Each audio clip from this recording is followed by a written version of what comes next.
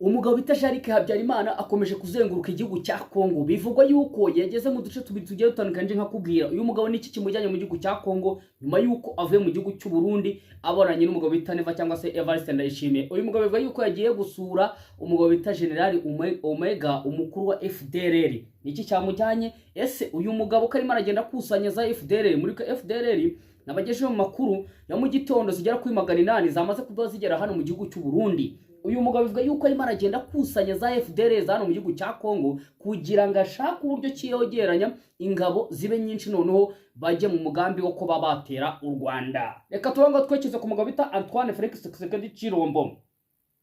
Umugabo bita Tshisekedi yanze ubuhuza bwa yanze ubuhuza bwa Angola bugomba kumuhuza hagati ya leta Kinshasa ndetse na M23. Uyu mugabo kubeka icyo byanze amakuru asohoka nje nka kugezaho bivugwa yuko uyu mugabo yamaze kubona yuko Joao Lorenzo perezida w'igihugu cya Angola yamaze kubava mu mugambi wawo kuba zatera igihugu cy'u Rwanda, nawe yamaze kugenda yipakurura nyuma yuko bagiye baburirwa n'ibihugu bigiye bitandukanye.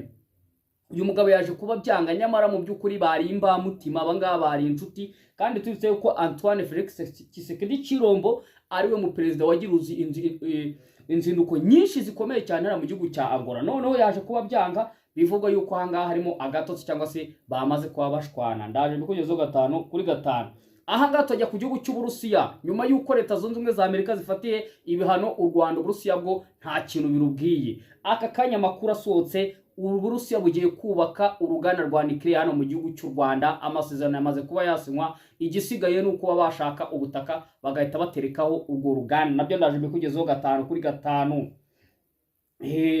Turajya kuri leta zunze ubumwe za Amerika. Leta zunze ubumwe za Amerika, Iran yamaze gutangaza yuko leta zunze ubumwe za Amerika niyo mwasinyana amasezerano ihora yihinduka nk'uruvu utayizera. Byagenze bite? Ni nyuma yuko Iran yagitanga ingingo zigiye zitandukanye ivuga yuko nubwo bari mu masezerano yatatswe inshuro ebyiri na leta zunze ubumwe za Amerika. Urumva yuko leta zunze ubumwe za Amerika nayo ntago ari yo kwizerwa habe na gatoya. Reka tuyijyane n'inkuru nayo turaza kugarukaho ifatanye n'iyi nkuru. Bivugwa yuko ahangara leta zunze ubumwe za Amerika zamaze kuba zikiriraho ibihumbi 200 ndetse n'abandi bagabo bageze kuri 4 yamaze gushyiraho miliyoni 14. Bivugwa yuko ari abatasi ba Iran. Uyu mugore ninde? Ese yarashinzwe iki mu bijyanye n'umutekano wa leta zunze ubumwe za Amerika? Ndaje mbikugezeho 5-5.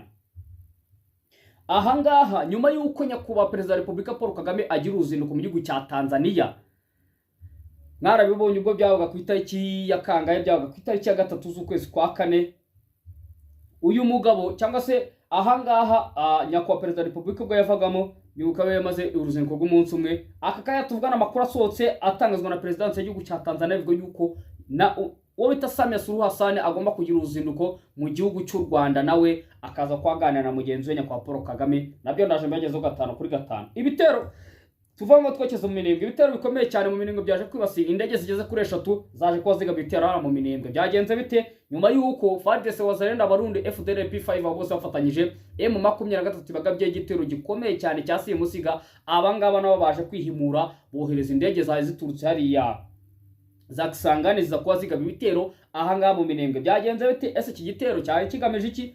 Raje ugezweho 5-5. Turabanga twekeze ahanga muri Puezero imiriro yamaze kuba yakimiriro. M23 yamaze kuba icana umuriro ukomeye cyane yuko yaje gusanga yuko izi FDLR izi P5 ziwazarendo izi FARDC aba Barundi bose nta mwe babafitiye, cyane yuko baje kwa baga bitewe n'ubwo bita Sultani Makenga waje kubatanga itegeko ry'urupfu kuri bano bose bombi. Ndaje mbikugezeho 5-5.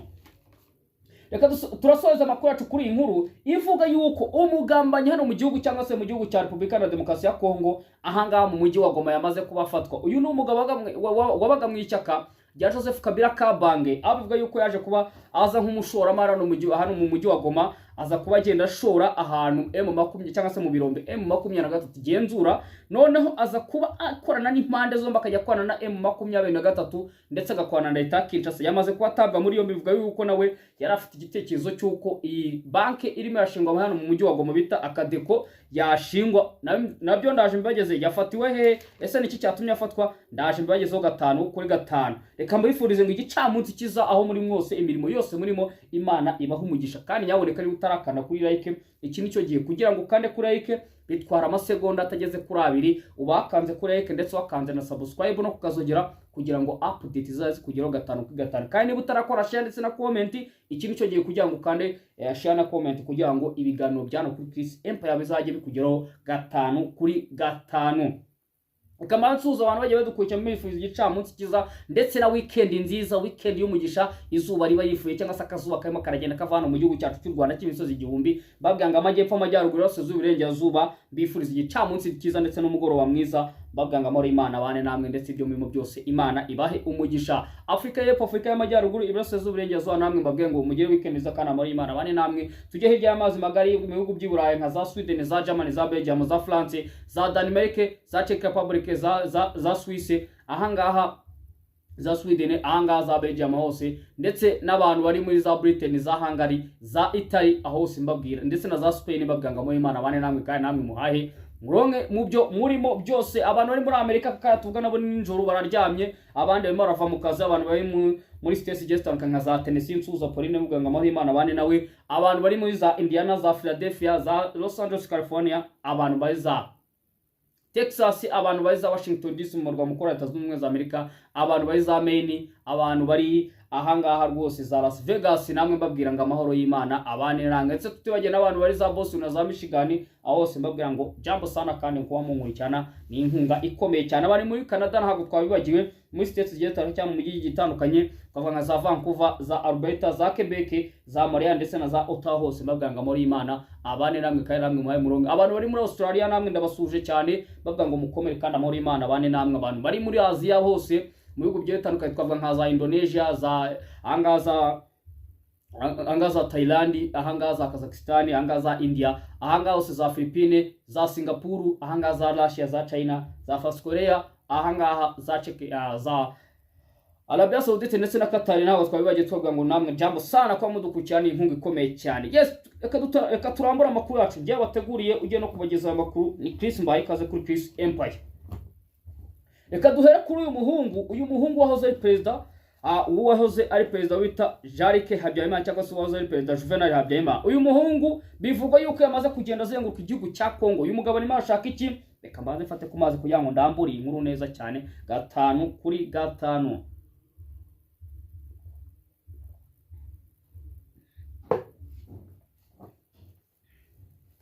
Uyu mugabo bivugwa yuko nyuma yuko avuye mu gihugu cy'u Burundi abonanye n'uwo bita Neva cyangwa se Evariste Ndayishimiye, uyu mugabo yaje kuba agira uruzinduko mu duce tubiri tugiye dutandukanye, ahanga ni mu gace ka Ituri ndetse na Beni. Bivugwa yuko uyu mugabo arimo aragenda akusanya FDLR hariya muri kiriya gihugu cya Kongo kugira ngo bazicyanse, kugira ngo banoze umugambi wo kuba batera igihugu cy'u Rwanda. Mu makuru abagejeho mu gitondo uburyo ki uyu mugabo yamaze kuba yatumizo FDLR zabaga mu gihugu cya Zambia ziza kuba ziyongera kuri FDLR zaje ku itariki ya 13 zitutsana nabwo mu gihugu cya Zambia zijya kuri 600, ariko mu gitondo ho bamaze kuba bazana FDLR zigeza kuri 800. Nyuma yuko izo zije yamaze kuba agera mu gihugu cya Kongo, bivuga yuko araza kuva Beni hano muri kano gace ka Ituri ndetse na Beni yerekeza Kinshasa kugira ngo abone n'umugabo bita Antoine Felix Tshisekedi Chirombo. Uyu mugabo nta kintu arimo arakora, arimo aragenda kusanya umuhizi n'umugenzi, abana n'abakecuru n'abasaza babazwa mu mutwe wa FDLR kugira ngo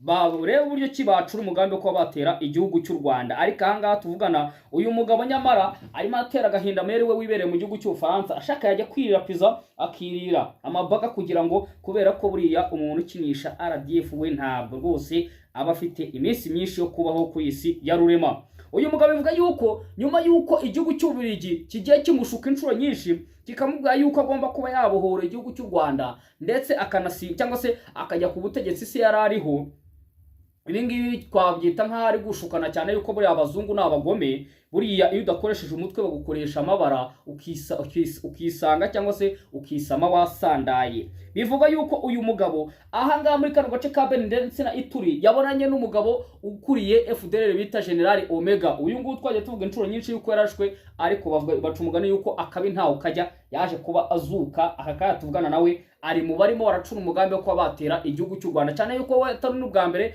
yagiye abigerageza akohereza abacengezi bakanyura hano muri Nyungwe, bakanyura hariya i Rubavu ndetse na za Rusizi bagenda bahunganya umutekano, ariko icyiza cyabyo RDF yabaga iryamye amajanja kandi icyo rashimye rwose ntabwo bigeraga basubira ari bazima, yabararikaga aho ngaho. Ubwo rero uwo bita Jean Habyarimana nawe nakubura nkavuga ati ushaka wafata rutemikire ukigira mu Bufaransa ukirira imikeke uvanye mu gihugu cy'u Burundi ndetse n'amavoka, ukajya no kurya pizza ugatuza ukiberaho neza niba ushaka kuramba kuri iyi si ya rurema. Uyu mugabo bivuga yuko biteganyijwe yuko arava hano muri kano gace ka Beni akekeza Kinshasa, abivuga yuko afitanye inama ikomeye cyane n'umugabo bita Antoine Felix Tshisekedi Chilombo, aho bagomba kuba bacura umugambi ukomeye cyane kugira ngo bashake uburyo ki banongera ingabo ndetse za FDL na za Wazalendo bazerekeza mu gihugu cy'u Burundi ari mu Kirundo, aho barunze ingabo nyinshi cyane z'abarundi ndetse za FDL zigiye zifatanye, aho FDL zigomeza kugenda zitozwa n'ingabo z'u Burundi kugira ngo bitegure isaha ku isaha yuko bakwinjira mu gihugu cy'u Rwanda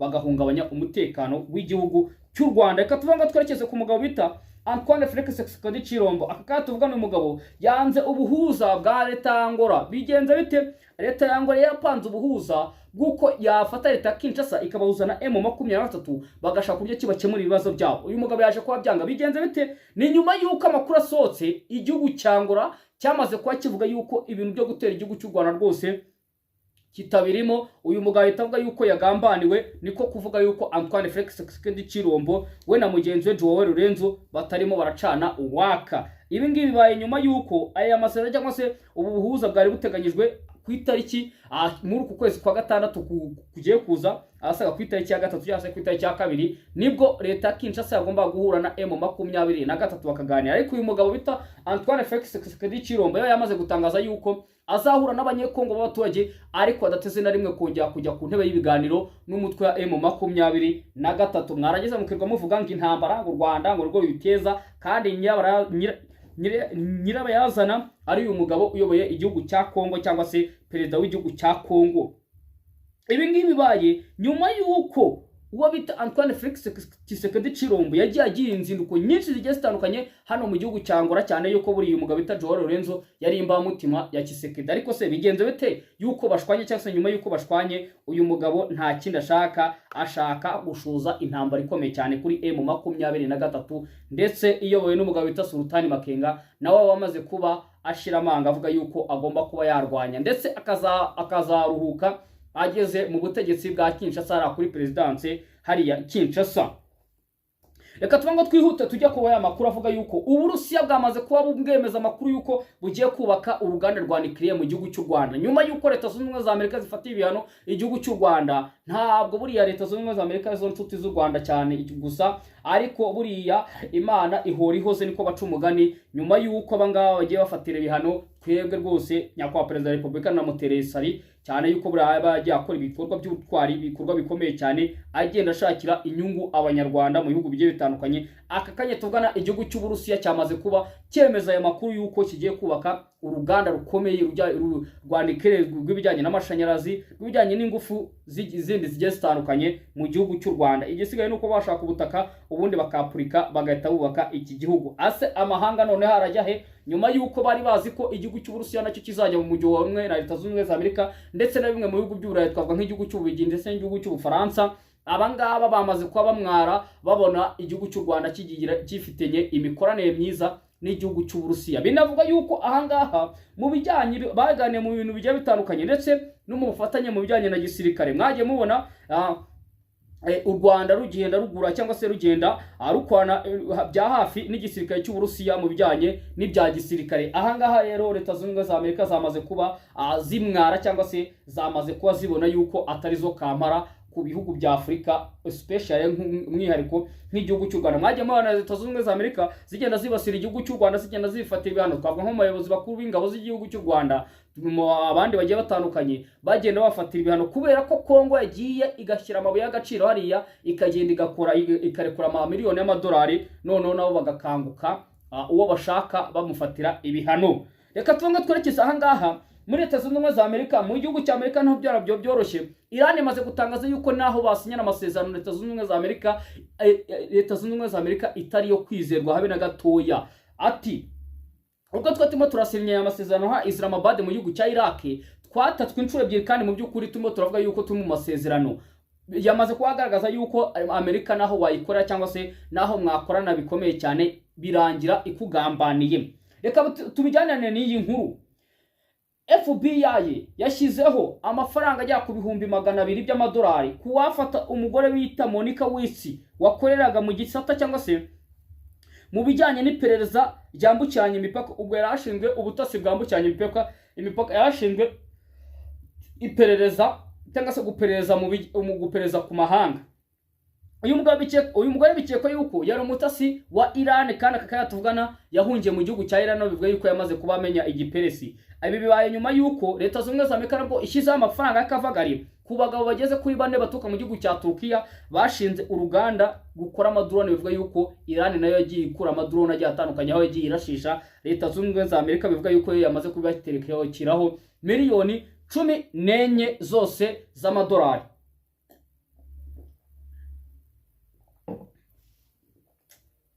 Ariko ikintu kiba kinshimishije nuko Leta Zunze Ubumwe za Amerika nazo ibintu zikorera ibihugu bitoya nabyo ibihugu binganya imbaraga bagenda babikorera, cyane yuko buriya Imana ihora ihoze. Uyu mugore bivuga yuko yari umugore ukomeye cyane hano muri Leta Zunze Ubumwe za Amerika, aho yarashinzwe ishami rishinzwe gutata mu mahanga cyangwa se rishinzwe gutata mu bindi bihugu. Mwabibona cyane yuko Leta Zunze Ubumwe za Amerika zigiye zifite buri mutasi mu gihugu cyose, aho zigenda ziyaminiya zikora ibikorwa byazo 5 kuri 5. Uyu mugore yamaze kwakirwaho akavagari k'amafaranga. Uwamufata rero yahabwa ibihumbi 200 by'amadolari, bisaga hafi miliyoni 295 z'amafaranga y'u Rwanda yamaze kuba aterekerwa. Ariko aya mafaranga ni na make cyane. Ariko sha Monica Wisi ubu ntabwo uri mu gihugu cy'u Rwanda ngo nanjye ngufate bayame koko. Ubu ntabwo bakagugu hariya ngo ngene ngufate ngucakira nanjye Leta Zunze Ubumwe za Amerika zite ziyama nanjye ninekere. Ariko uwo mutasi nawe ntabwo yajya Rwanda cyane ko buriya mu Rwanda bahita bimarika bakaza kuba bamwifatirayo. Reka tujye kuri inkuru ivuga yuko nyuma yuko nyakubahwa Perezida wa Repubulika Paul Kagame agira uruzinduko mu gihugu cya Tanzania, President ya Tanzania yamaze gutangaza yuko Samia Suluhu Hassan Perezida w'igihugu cya Tanzania nawe afite uruzinduko mu gihugu cy'u Rwanda. Uru ruzinduko ruzaba ryari? Amakuru ntabwo yarasohoka ariko yamaze kuba yemezwa cyangwa se yamaze kuba update yuko nyuma yuko nyakubahwa Perezida wa Repubulika avuye mu gihugu cya Tanzania, ndetse mugenzi we Samia Suluhu nawe ategerejwe hano mu gihugu cy'u Rwanda, aho bivuga yuko bazaganira ku ngingo zigiye zitandukanye. Ibibaye nyuma yuko igihugu cy'u Burundi cyagiye kikanga. Noneho Nevan yumva iyi nkuru arahita ajya muri koma neza, avuga yuko igihugu cya Tanzania kimugambane. Tuzi yuko igihugu cya Tanzania bura ni umubyeyi w'igihugu cy'u Burundi. Buriya Chama cha Mapinduzi, ishyaka riri ku butegetsi mu gihugu cya Tanzania, rifite ubushobozi 99% ryo kuba ryakoraho umuperezida mu gihugu cy'u Burundi, byaza rigashyiraho undi. Iyi ni system iba yarubatswe n'umugabo bita Jakaya Mrisho Kikwete. Uyu mugabo bita cyangwa se n'aba ngabo bose ba Julius Nyerere baba baragiye bayobora kino gihugu cya Tanzania. Iyi ni system yabo. Aha ngaha rero igihugu cy'u Burundi rikiza kuba cyumva nako bamaze kuba bayamenya cyane yuko President y'igihugu cya Tanzania yamaze kuba ibitangaza 5 kuri 5 yuko nyakubahwa igihugu cya Tanzania Samia Suluhu Hassan agomba kugira uruzinduko mu gihugu cy'u Rwanda.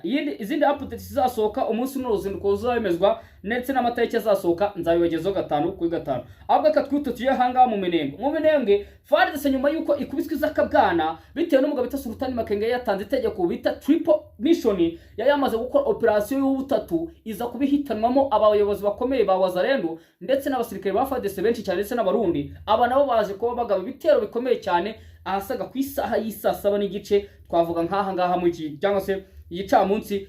Indege zigeze kuri 3 za Apache z'igisirikare cya FARDC baje kuba bagaba ibitero hariya mu Minembwe, barasa hariya mu isoko rya Minembwe ara ku ndondo ya Bijombo. Ariko Imana yakinze ukuboko ntagira umuturage uhasiga ubuzima, cyane yuko bagiye basenya amazu amwe namwe kubera ko abaturage bavuyemo bagiye mu bikorwa byabo, ndetse baza kuba Imana ibarengera gutyo. Ibibaye nyuma yuko leta ya Kinshasa ndetse n'igisirikare cy'u Burundi FARDC Wazalendo P5 FDR bose bafatanyije bari mu mugambi wo kuba bashaka uburyo ki bakora tekinike yo gushaka uburyo ki bataka M23 ndetse na twirwaneho, nyuma yuko abasirikare bavuye muri za P0 bakava bakava muri Prende Ruzizi, bakava muri Kaburambo ndetse na Sange, bahise bashyira imbaraga yo kugenda bigarura ibice bya hariya mu Minembwe ndetse na za Fizi ndetse na za Karehe ndetse na za Warikare n'aha muri Masisi. Ibi ngibi rero byaje kuba bikomerera ingabo za FARDC ndetse na Wazalendo, aho biza amayeri yo kugenda bagaba ibitero bya drone ndetse n'izi Apache za kajugujugu z'intambara. Izi ngizi zirindwa mubi, izi ngizi rwose ku rugamba ntago wazifuza habe na gatoya. Ibi bibaye nyuma yuko umugabo bita Sultani Makenga atanga itegeko ryo kuba bagenda bakora operasiyo zidasanzwe kugira ngo bagende bigarura ibice bimwe na bimwe bya hano bikikije hano ku ndondo ya Bijomba hano mu Minembwe.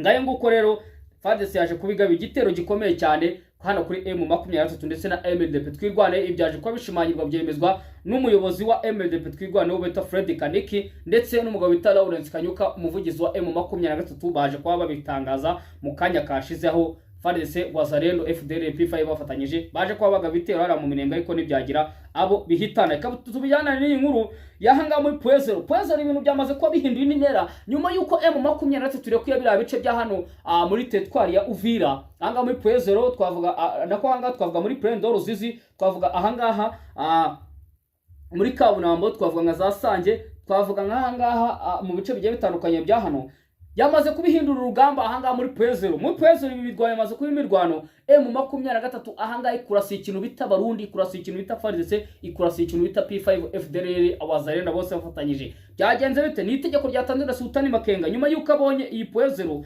yabatere nziza y'urugamba, barashaka kugira ngo basenye kira kigo cy'indege, kira kigo cya gisirikare gikomeye cyane. FARDC abarundi bagiye bagashyira ku musozi aho bagaba ibitero bakarasa imbunda za kure bareba mu kibaya M23 ahantu irwanira. Ni operasiyo idasanzwe yoboye n'umugabo bita Sultani Makenga aho yararajwe inshinga yo kuba yasenya kino kigo cya gisirikare cyane yuko yaje kuba anabigeraho hafi kimwe cya kabiri bwo yuko hanga amaze kuhafatirwamo amadurone agiye atandukanye ndetse n'imbunda zikomeye cyane za zindi zasakure zagiye ziterwa kuri uriya musozi kugira ngo zigenda zigaba cyangwa se zihungabanya umutekano kuri M23. Tubibutse yuko ibi bitero bibaye nk'ibya gatatu hano muri Puezero cyane yuko ku munsi w'ejo bari bagabye igitero gikomeye cyane cya Special Force ya M23 noneho baza kuba bahitana izi ngabo za FARDC bafatanyije n'abarundi. Reka dusoze makuru yacu hano ku mutasi ukomeye cyane umaze gufatirwa igoma hano ku gicamunsi cy'itariki ya 16 z'ukwezi kwa 5 mwaka 2026. Uyu mugabo amazina yirinzwe gutangazwa kugira ngo barebe neza niba nta bandi azanye nabo kugira ngo bakore iperereza rikomeye cyane.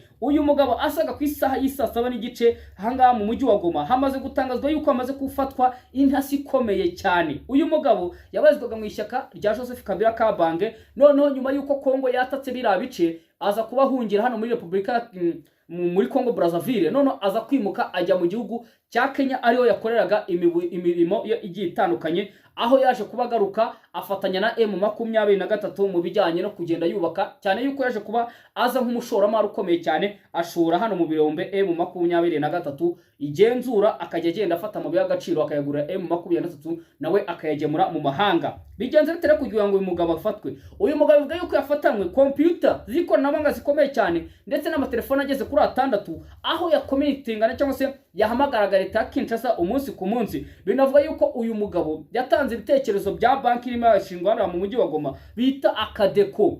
Aka tuvugana iyi banki yashinzwe kera ariko habura ibitekerezo cyangwa se n'uburyo ki yakorwamo kugira ngo abaturage bazajye babona amafaranga biyoroye. Muri buka yuko leta ya Kinshasa yaje kubifunga amabanki yose yakorerwa mu mujyi wa Goma ndetse n'umujyi wa Bukavu. M23 iza kuba iri shaka uburyo ki yashinga banki kugira ngo abaturage bajye babona uburyo ki babona amafaranga. Uyu mugabo yaje kubatangamo ibitekerezo bikomeye cyane ariko akakaya tuvugana baje kuba bamufata arimo aratanga amakuru yaha abayobozi ba M23 baba ndetse na muvuma zabo za buri munsi. Binavuga yuko uyu mugabo ndetse yaje kubatanga amakuru yahariya muri kara gace ka Mushaki ubwo bashaka guhitana abayobozi ba M23 ariko Imana ikinga akaboko bashaka kuba bahitana Sultani Makenga bakoloneli hanga ba Beta Bisimwa ndetse n'aba barawuretse Kanyuka bayoboye umutwe wa M23.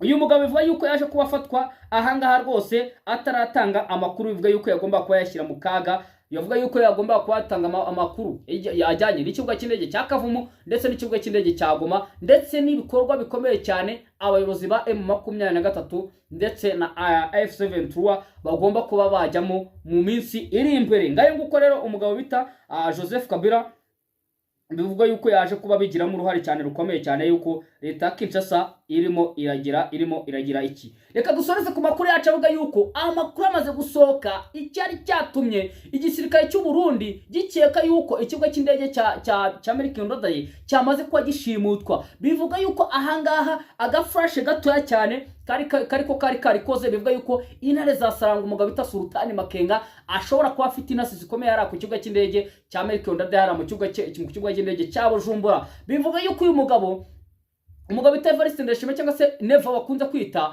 kwita General Neva afite ibibazo bikomeye cyane hanga cyane yuko baje kuba bamwataka mu bijyanye n'ikoranabuhanga. Bivuga yuko M23 irimo nakoresha rya koranabuhanga rikorerwa na Leta Zunze Ubumwe za Amerika, Abarusiya ndetse n'Abashinwa, aho arimo aragenda agenzura hafi kimwe cya kabiri cy'ikoranabuhanga rikorerwa hariya mu gihugu cya Gisirikare cyangwa se mu kigo mu gisirikare cy'u Burundi ndetse no mu bice bigiye bitandukanye by'itumanaho igihugu cy'u Burundi gikoresha. Bivuga yuko hangara agaflash gatoya bari bacometse mu bijyanye na bya radar cyangwa se mu bijyanye na bya byuma bigenzura indege. Noneho abana b'intare za Saranga baza kuba babyinjirira, baza kuba bahagarika ikibuga cy'indege hafi iminota igeze kuri 35 yose. Binavuga yuko umugabo bita Neva ari mu kangaratete nyuma yuko bamushyiraho itsinda rikora iperereza. Uyu mugabo bita Agato Rwasa namuwagejejeho baje kuba bagenzura yuko uyu mugabo yanariye amafaranga menshi ya leta y'u Burundi. Binavuga yuko agomba kuba yakurwa iperereza byamuhama akajyanwa mu nkiko akaba yafungwa. Ayo nguko rero umugabo bita Neva amaze kuba agenda yatakwa ku buryo bukomeye cyane, ariko nawe ntago yoroshye cyane yuko nawe yagiye akira itsinda rikomeye cyane rigomba kugenda rimutatira rinamukorera iperereza kugira ngo uwo abonye wese amurwanya ahite amukubita mu kamashu. Yes, amakuru nabimufatira ngo kamabwenga muri Imana bane namwe nyaboneka kora like mu like kugira ngo YouTube impere recommendation ukore subscribe kandi no kukazojya kari hirya kugira ngo update zizazi kujyaho 5 kuri 5. Share ndetse na comment ntubyibagirwe kugira ngo amakuru yizewe kandi amakuru ya nyawo atamukano kuri Chris Empire azajya kujyaho 5 kuri 5. Kamubwenga muri Imana bane namwe ndetse mu gihe umugoroba mwiza ndetse n'igicamunsi cyiza mu byo murimo byose. Imana ibaho umugisha ibaha amafaranga mu mirimo yose murimo. Ciao ciao nakagaruka.